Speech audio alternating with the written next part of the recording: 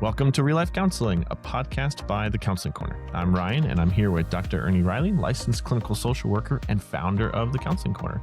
And joining us again is Michelle Buchanan, licensed mental health counselor and licensed marriage and family therapist. Today, we're shifting from couples to families, how to keep peace, connection, and sanity through the holidays, even when there are expectations, extended relatives, kids' emotions, and endless traditions all competing for attention. So if that sounds good, I'd love to jump right in. All right? Sounds good, That's Ryan. good. All right. We'll kick it off again with some holiday hot takes, but family edition. So you tell me if these opinions are true or if there's trouble in them. So number one, kids really should be on their best behavior at holiday gatherings. There are really no excuses. Well, that would be nice. Right? Wouldn't it? Sounds a good plan to me, but I don't know that that's really a realistic expectation to have, right? In fact, every little one will be different, right? They're all unique individuals, just like we are as adults, and so sometimes they might become stressed at a gathering or be tired or what have you. So, of course, if they're feeling that way, it's hard for them, right, at their younger ages to manage their behavior at times. So, yeah, sometimes they might struggle a bit. Yeah, I would say that's not really such a hot take as it is a fantasy, right? That, ask any elementary school teacher and they will tell you right before Christmas break and right after Christmas break, kids are all sorts of all over the place.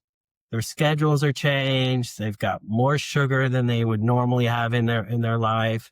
Uh, their sleeping is a little bit, they're maybe not sleeping quite as much. There's all sorts of things. Overstimulated, lots going on, right? Lots of excitement. The nervous system is it's stimulated. So we can't expect perfectly behaved kids. If you've ever been at Disney and at the end of Disney and you're driving on the monorail and you see this poor, lovely family get in and they've got 3 or 4 kids with them and there's one that is, right. They're overstimulated. They're overstretched. It's been a long day and the child is it's too much. So sometimes doing less or certainly understanding when the child is having a hard time. It really is a hard thing to do. Can't No, expect kids to behave perfectly. that makes a lot of sense. And for those listening, we are in Orlando. So we are Orlando locals who are intimately familiar with the Disney meltdown. If we have any Orlando listeners, they'll know exactly what we're talking about. All right.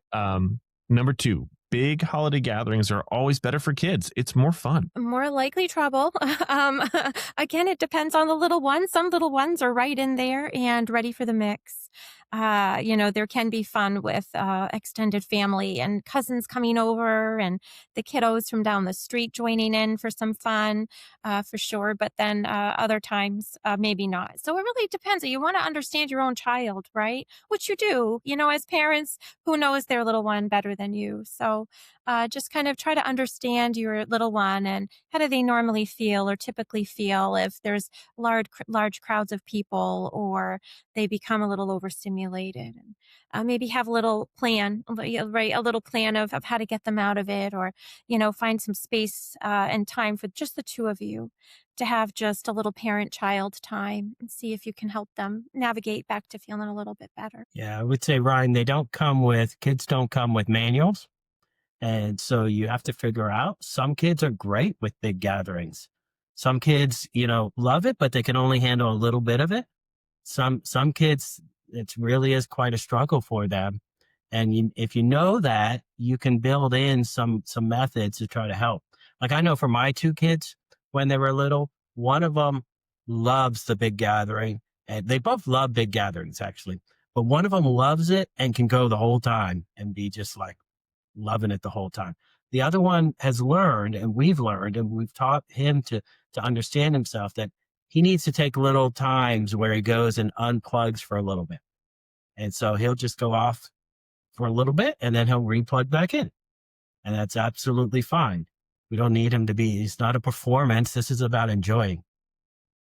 You know, it's So what would you? Oh, I'm sorry. no, go ahead, Michelle. So what do you think, Dr. Riley, then, if as parents you felt like you needed to leave a party or a get together early when your little one's struggling with that? Yeah, so sometimes that's the right intervention. Sometimes you need to respect that you're asking someone to do something they only have, a certain ability to do. Now, sometimes you can just pause and take a little bit of a break and then return. Sometimes you might try to build some capacity, some more grit and capacity to push through, but you're going to have to sort of figure out what's the best intervention with that child given the circumstances. You don't want to have a kid that's just going to have a meltdown in a party and then be embarrassed by it and that sort of thing. You don't want that. You also don't want to go in and say my kid has to be perfectly behaved or look bad. We don't want that. Right. We want to, I remember I've shared this on a podcast before, but I was in the middle of Panera, right, online ordering, and my one child tackled my other child, and here they are wrestling in the middle of Oh. Panera. And I'm like, yes, I am a child and family therapist. Yes, I do it for a living. But, kids cannot handle certain things, and certain things are going to happen. And we don't want to take that on as our thing. That it's just, hey, we're here loving these kids and helping them through it. So sometimes you leave the party, sometimes you stay and push through, sometimes you take a little breaks. That's what We I have do. we have two kids, 3 and 1.5, and it's been fun to start to watch them try to navigate that and learn them. Because my wife and I are golden retriever energy, just kind of want to be in there in the mix.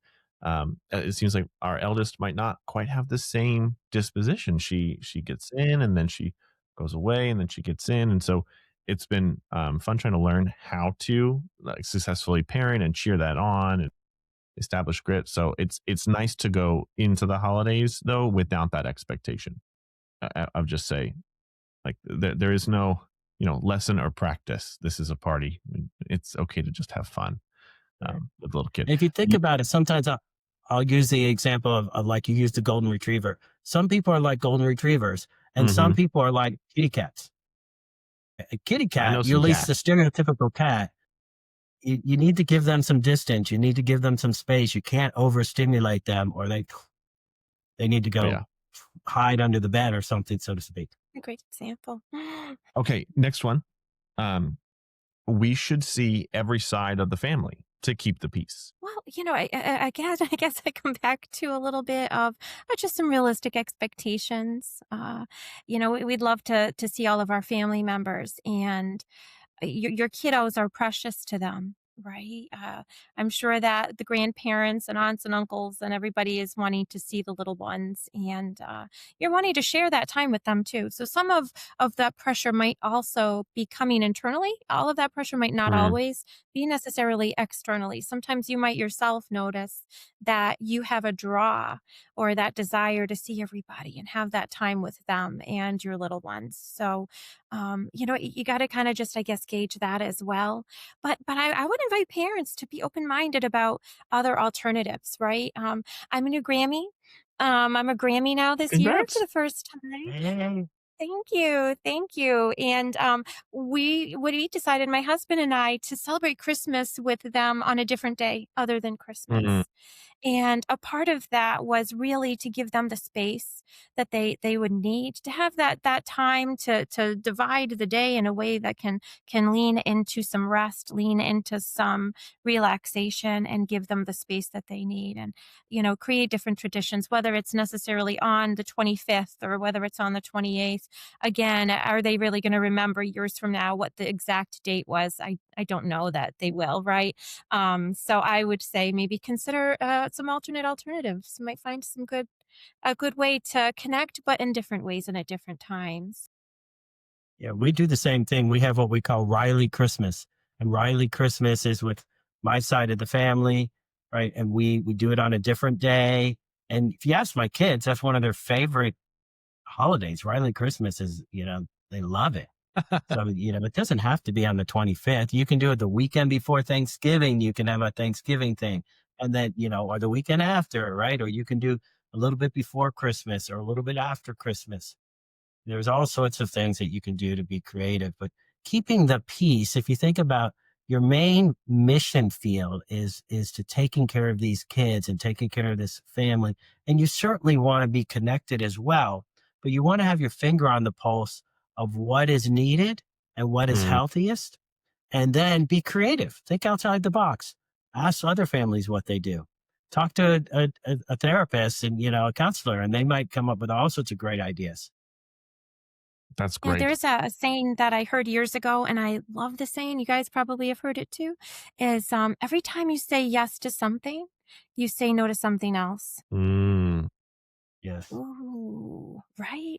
Maybe saying yes to seeing all those people. What are we saying no to then? Did we say no to a good sleep time? Did we say no to nap time for our little ones or giving them space with their own friends if maybe they're adolescents or teenagers? What are we saying no to when we say our yeses? So be mindful of your yeses. Yeses, there is a no behind it. I feel like we may need to do an episode on the power of yes and no and how they relate, There you because go. there seems to be a theme, right, in our conversations. Mhm. Okay, well, I want to move on to our next segment. I would love to do a deep dive. I want to hear from you as experts on some of the deeper or harder, perhaps, questions that families have to deal with around the holidays, and hear from your expert perspective. So, Dr. Riley, my first question is for you. From a family systems perspective, what creates the biggest holiday stress for families, especially when multiple generations are involved? Yeah, so I don't know what the biggest would be. I know what some common ones are, and Okay. some common ones that can be big. So I'll sort of answer it that way. Power and control struggles, that's a big one, right? So there's sort of oftentimes masked as tradition or Mm, expectations. So, but it may be power and control. So that's a big one. Sometimes unspoken rules or rigid roles that nobody's really allowed to question, or nobody really knows what they are, or only one person knows what they are, especially if you got some power and control stuff going on. Maybe one person has all these expectations and all these rules, but they're not really laid out. There weren't a lot of discussions. So we see that. And from a family systems lens, maybe sometimes we see a lack of differentiation of self. Like, so when people start to go through adolescence and such, or even through childhood, you start to see them become individuals. Some families say, nope, you got to be this. You mm, still got to stay here. And you see that a lot when teenagers, or they go off to college and they come back and they're like sucked back into that role. I think we talked a little bit about that in our last episode. They're sucked back into some roles. It can happen. It can happen like that. But the ability to be yourself and have differences, have different thoughts, have different opinions, have different preferences, and that be okay. Right? We yeah. we want to love people who they are, and even if we don't necessarily agree with certain things, they don't have to be what we thought they should be. Mm. So those are some of Isn't the things that I see. Isn't that what lends into such an emotional connection, right? And that ability to be different from somebody in our life and be connected, right? That different. I might be different. I might have different thoughts than you. I might approach this from a different perspective, but that's okay. We can feel safe with each other in our relationship with those differences. It is fun too, Michelle, what do you especially. Oh, sorry. Go ahead, go Doctor. ahead. No, go ahead, Ryan. I have just noticed, I think by accident, that trend, because I went to Florida, moved to Florida. My family's back in Philadelphia, and for many years would fly back to Philadelphia. And I would feel myself becoming like the version of Ryan that left Pennsylvania, but I'd been in Florida for 7 years, so like this is an entirely different person who's lived an entirely different life. And I would find myself going back. And the only thing that kind of lifted that out of me was that I noticed the family that I was going back to visit, they also had their own journey over the last year. And I wanted to learn about the one that they just went on. And so by doing that, it allowed us all to enter a posture of like, what happened over the last year to make you become how you are? And it made the holidays actually a lot more fun because it's like meeting family again, like for the first time as a new person. Maybe that's just the dopamine hit, but it was a fun exercise for sure during the holidays. That's awesome. Great. That's wonderful. Yeah. Michelle, do you see a lot where when you have a family and you have the extended family, And then you got the kids, right? And the parents are torn between what do we do that's best for the kids? What do we do for the extended family? And what are some of your thoughts and what do you help people to do? Sure, sure, right? Yeah, you're juggling, right? And I think that there is so much to juggle. Maybe ornaments, maybe schedules, and people's needs around the holidays. But that's one of them. And just kind of wow, there's so many people that we love. So I think just kind of start by the view of that, right? That I really care about these people, and then it's likely that they care about me in return. Right? And so when we're looking at our children, right, we are charged as parents. It's our responsibility to take care of our children and where they're at and the truth of what their needs are in that space and time. If we've got toddlers or babies, they're going to need something so different, right? They might need to be in a crib. They might need to have, a dark room. Every baby is different and they have different needs, right? You might have an older kiddo who struggles with some social anxiety and maybe they've got some things that they've got to work through when you're all getting together for things. And you may have teenagers who, they have finals coming up and they have a boyfriend or girlfriend and gifts to buy for people and a part time job on the side. So, there's so much that we have as parents to just look at our little ones and just care for them and know that they're people too. And they need to be thought of in how we're scheduling things. So when we think about how to navigate extended family with them, I think one thing we can do is really create warmth also by, just kind of communicating with them about where our little ones are at and what's happening in their lives. And then also just, kind of create that routine and ritual of our kiddos sharing with the extended family when we're getting together with them, and encourage them to share, hey, we're going to see Aunt so and so. Share with her what you got up. Does she maybe she doesn't know you're working this year. It might be nice for her to hear about that. But as your children start to connect more, and you do too with the extended family, live with where you're at, right? Live in your truth today. Not only you, but your children too. Absolutely. So, Dr. Ernie, for Hmm. parents who are trying to hold the family together, right, navigate the season, there's a lot of weight on them. It might feel like traditions, new or busier schedules, familial pressures. Is there an emotional dynamic underneath that's going on that maybe they can be paying attention to? Yeah, there can be a lot of different things going on underneath. One of the things that we see is fear or anxiety, fear that the holidays aren't going to work out, right? The holidays aren't going to be everything that we hoped it would be, or our kids are going to be disappointed, or something isn't going to go right. And then if that's happening, that I'm not a good enough parent, somehow I blew it, that sort of Mm, thing. So we see a lot of that. Uh, I see that in my office, certainly. And one of the things I would say is keep in mind that kids typically have enough gifts. Uh, the house looks festive enough.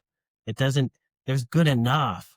Really, if you think about like when you're with a good friend, do they need to be dressed perfect? Do they need to be super coordinated in all they do? Do their words have to flow perfectly? No, that's not the case at all. People stumble over their words. I do it all the time, right? Mhm. People, this or that. It's not perfect. What you're looking for is that connection. That's really what you're looking for.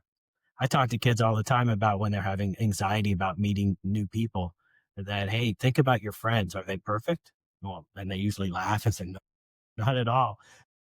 People aren't looking for that in you either. People aren't looking mm, for the perfect holiday. They're looking for connection and to feel special and to feel part of. And so I think that the dynamic is probably fear and anxiety about this not going well.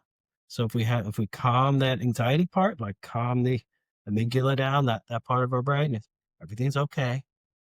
Breathe, right? You know, remember like, hey, who's the family that got through this and this and this? Oh, that was us. Who's the family that got through this? Oh, that was us, right? Remember, hey, we're gonna get through this. Instead of what if it goes wrong? What if it goes right? Because it usually does. Most hmm. things go right. Not everything does, but most things do. Yeah, there's probably power in that self story, right? That you tell yourself. Okay, well, that was fantastic. I want to move now into our next segment. I want your reactions to some real holiday tensions that either I, my friends, or people that I know have experienced. And I love your reactions as counselors. So, number one, my kids melt down pretty much every night because their schedule is just off, but that's the holidays. That's just kind of how we do it. Aw. Well, what can we do to help our little ones? Right? What can we do to help prevent the meltdown? Behind that meltdown is a little one who's struggling, right? They don't want to have a meltdown any more than you want them to. So kind of, building back into their routine, leaning back in toward their routine. Oh, children love routines. They love to know what to expect next. Maybe even if they're old enough, have a little calendar and let them see where you're at and what the next thing on the schedule is, but lean back into where they're at. And if they need a break, if they need to get back into routine, head back in with them. Think of the meltdown as a data point. It's a piece of data. Something is being shared. What is being shared? Is it that we're not getting enough sleep? Is it that got too much sugar? Is it that we're too overstimulated? Is it that we need breaks? What is it that we need?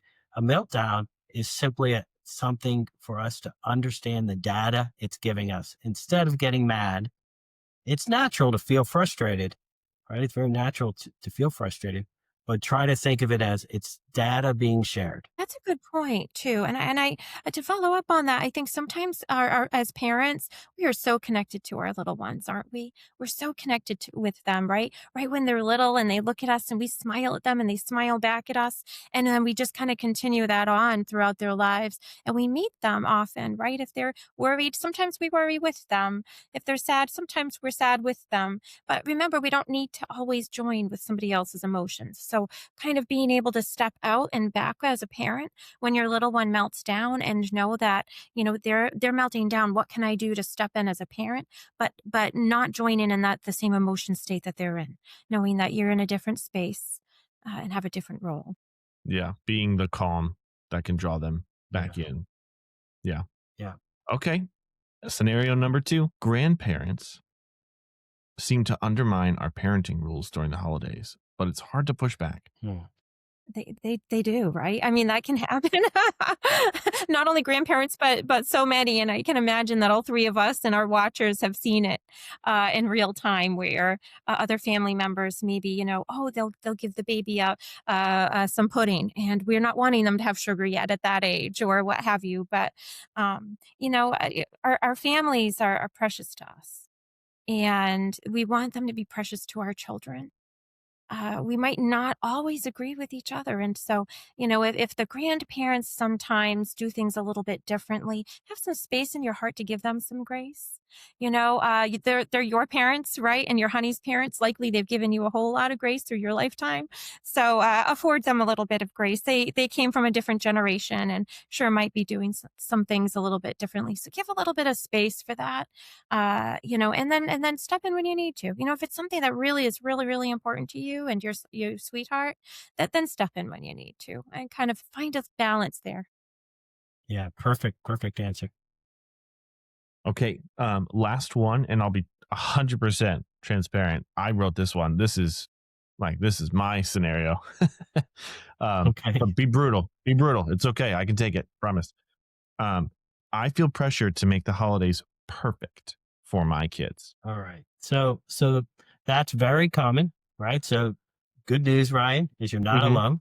Mm. So Oh, good. thanks for the disclosure, but there's lots and lots of people who feel that pressure. And we talked a little bit about it before, just that sometimes doing less is more. Sometimes being a little imperfect is more perfect. It might sound weird to say that, but if you walked into a model home and there were lines in the carpet because everything was just vacuumed and all the pillows are perfect, how comfortable do you feel kind of flopping down and relaxing? Whereas if it's reasonably clean, right? It's, you can tell somebody cared. It's not neglected. Yeah. It's definitely cared for, but it's not quite perfect. That actually feels more comfortable. And there's a neat book out there. I love the title, The Gift of Imperfection.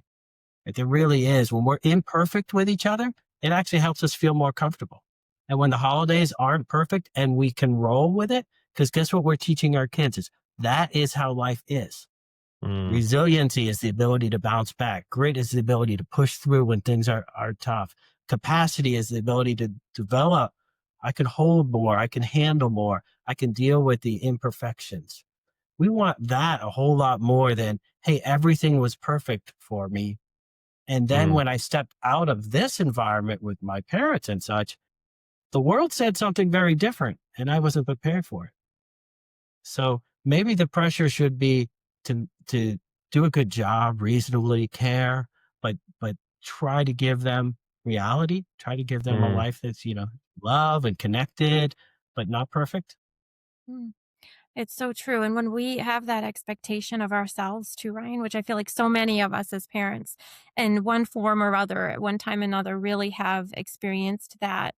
Again, beautiful takeaway that you're just wanting to do something wonderful for your family. So, Mhm. your heart's in a beautiful spot of wanting to provide something, right? That and in a connecting kind of way. But our kids, they smell that stuff from a mile away. Our kiddos, when we are perfectionistic ourselves, guess where it's going to lead them, right? And they're young and we don't know it, but you know how that goes, right? The kids are going to pick up on the things we really don't want them to pick up on. So, perfectionism is one of them. And when we have that expectation of ourselves, the kids, as they get older, they might have that of themselves. We don't want that to be the generational gift that we give them, right? That's not the gift that we want our children to take from us is perfectionism. So, Yes. Yeah. if you, yeah, No, it's good. And those holiday moments, I feel like are at least in my memory. So if I'm thinking about looking back on my memory, if I'm on a journey and I turn around, I can see mountain peaks, right? I can't necessarily see all the valleys, and I feel like holidays are the mountain peaks that I can see. And so how things were during those peak moments oftentimes are what shape the story that I've constructed for myself and becomes part of the identity, right? That I feel. And so when I think about that and what are those mountain peak moments and how was life at those peaks going to be, that makes me want to be a lot more intentional about how I shape those for my kids. They don't have to be perfect. They need to be designed for resilience, right? Designed for grit and joy and grace. Those are the generational things that I want to pass. So that was good. Thank you. I beautiful, appreciate that. beautiful. Okay. I need now for our next segment one tool, a simple, doable tool that families could use this weekend to reduce conflict, stress, or disappointments as they go into, I think, two more Saturdays before Christmas. So give me one tool. Michelle, would you mind starting us? Sure thing. I'd encourage you to take some time with your family to sit together and share a memory of previous holidays and ask each other, what would you like from this holiday? What would you like from this Christmas together? What are you most looking forward to? Hear them, right? Hear their one thing, share your one thing. And all of you as a family, everybody helping one another to make that happen, not just the parents making things happen, but let the children also be the doers of good, be the givers as well, wrapping the presents, choosing the gifts, making a bed, stirring the cocoa, uh, but help the children be a part of making that happen. That's a good one. Awesome. Yeah, definitely. One thing I throw out, there's so many great techniques, great tools, great things that you can do. One of the things that I might suggest is making sure that you check in. I think I might have mentioned that in our last podcast, that you're checking in regularly. And you can do that as a family. You can do it at dinner time or bedtime, have everyone, kids included, right? Maybe on a 1 to 10 scale or 1 to 5 scale. How stressed are you, or how excited are you? How are you feeling? 10 being this, one being this. And so you're checking in. Maybe one is calm and happy, and 10 is, about to lose it or something like that. Mm, Or you could use colors, right? You might use red, or, as about to lose it or something like that. And you might use, I don't know, a calm blue or yellow or something like that as a really calm color. So you can use colors as well. Then ask maybe a follow-up question or two. What would help you move that down a level, right? Or mm, a better one level? Or what would it look like if it was a whole lot better? What is something we could do to get there? And those are great. Lots of good data that can come from that. Those Yeah. bedtime check-ins. I don't know. You probably, Ryan. I know Michelle. You've had that with your children, right? That's Wonderful. gold time. Oh, That nighttime beautiful. stuff. Unless you have a child that has a lot of nighttime issues, but that oftentimes that's a beautiful time to really check in and get all this great data. Great time. That's great. Great time. Memories, aren't they? Right? I'm an empty nester now, and even hearing you say that, good stuff. Memories with my kiddos. You're building memories, Ryan, Yeah, with your family it's right now. What a blessing. yeah, we definitely feel that, especially with the 3-year-old. It's starting to look like the magic is starting to hit. So I know we're entering that really, really fun season with her. Okay, so we're Beautiful. just about at time, and I want to wrap this up. So can each of you give me one takeaway, if there could just be one thing that a family, some parents perhaps listening to this episode could leave the episode with, what would you want that to be? Michelle, can you start? Sure, sure. I think I'd really want them to leave looking forward to family, looking forward to understanding their yeses and nos, and making them with intention, with each one of their family members in mind, including themselves. Just walk out, walk with your yeses, walk with your nos, feel comfortable with it. And when you don't feel comfortable, that's okay. Keep going anyway, and you're just doing the best you can. And I might add, so, and I kind of mentioned it already, but if there's one thing I might say to take away, is we are so preoccupied with doing more and more and more and needing more and more and more. Oftentimes, the secret is actually the opposite. The secret is doing less. The secret is needing less. The secret is not having all that pressure to have everything be perfect. Certainly be intentional. We're not talking about neglecting things or anything like that. So do, but realize you can do less and have more. Oftentimes that holiday stress really comes down to trying to do so much that you don't really need to do. If you go to the counter with a bunch of items and you've got more items than you have money, you might have too many items, right? Metaphorically, right? Or Mhm. literally. So, in life, a lot of times we're trying to do too much when a lot less would really be a lot nicer. I have a friend who's a graphic designer, and he said the empty space is as important as the space where there's stuff on the business card or on the item. That empty space, that ability to breathe, that ability to Mm, relax, that ability to enjoy, just a rest, peace. We're so overstressed. Sometimes less is more. yeah. We are, as humans, designed to rest. We are designed for it. We require it, and I know that because I feel it when I don't, and then I Yes. feel it when I do, and the difference is just it's glaringly obvious. So we have to, and baking that into the holiday season, I think would be really sweet. So thank you so much. This was fantastic. So many good takeaways. Thanks for boiling it down to one. I need to talk to our listeners real quick. I just want to say thank you for joining us for part 2 of Healthy Holiday Habits. I hope you enjoyed this little mini series that we did. If you want guidance or support navigating this season as a family, you can visit us at counselingcorner.net or schedule with Dr. Reilly or Michelle by giving us a call and bringing your family in. They'd love to meet you. They'd love to walk through the holiday season and celebrate it with you. We hope this has been helpful, though, and we hope that you have a very Merry Christmas, a happy holiday, a happy New Year, and that you have a household that is full of peace and joy and hope at the end of this year and the beginning of next. If you enjoyed this podcast, please remember to subscribe on Apple, Spotify, YouTube, or wherever you get your podcast, and share this episode with a family or your partner or anybody that could use some peace this holiday season. But that is all we have for today. So thank you, Dr. Ernie. Thank you, Michelle. It was good to see you, and I will talk to you soon. Thank you, Ryan. Thank you, Michelle. Yes, thank you guys. All right. See you soon.